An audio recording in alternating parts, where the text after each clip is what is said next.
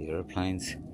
So, again, with the IKO smashing, look, my issue is that you're not giving newbies in kite surfing the best experience with kite surfing. That's my issue. And my issue is you got to use all the tools available to you when you're teaching someone new, something so dynamic as kite surfing. So when I hassle IKO, I hassle them because they're stuck on the bloody inflatables and the water and they refuse to try anything else. And that's the information they give to their students, and the students feel exactly the same. It's just inflatables and that's it. And it's not true. I have two kites here, Peter Lynn's, they're arcs. These kites, actually, this one here, 1120 arc, was my first ever depowerable kite. That's the first kite I used. That was like 30 years ago. Actually, on the video Skyride, you can see it's different colours. It's an amazing kite, and for teaching people, especially in light conditions, it outclasses inflatables completely.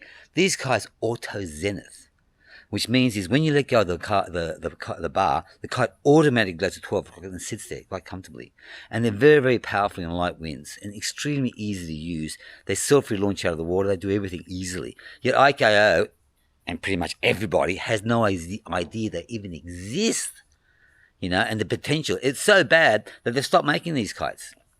Because IKO decided that the inflatables are the only kites we're going to push, they're the only kites we're going to sell. So these magnificent kites for children and for people learning, they don't exist anymore. They don't make them anymore. You can get them second hand, but you don't make them anymore. Yes, probably there are kites that perform better, not at the same age of inflatables, but at the moment. But these kites are magical for learning, especially for kids and for people that are a bit timid. The auto zenith and the ease of fly and the fact that you don't have to worry about the kite, the power delivery, the fact that it's just outclasses inflatables for an experience. You know what I mean? And that's what I believe with IKO. They should give everybody the experience of kite surfing, not just inflatables, not just the water.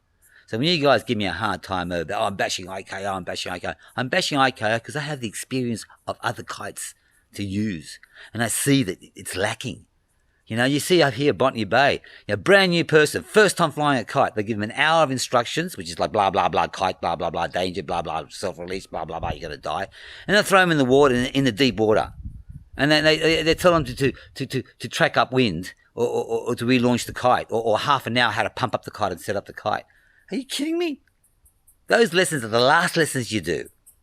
First is teach them how to fly a kite, teach them the confidence, and teach them how dynamic our sports are, to try all kites. That's my issue. I'm going to try these kites today. I've got so many kites to try. And these are my teaching kites. These are actual trainers. Again, IKO for a trainer is a 2-line, 2-meter foil on the bar. That's what they call a trainer. And my issue is, if you can't kite surf on your training kite, it's not a trainer. Jesus Christ, IKO people. IKO influenced. Everybody's IKO influenced. So boring.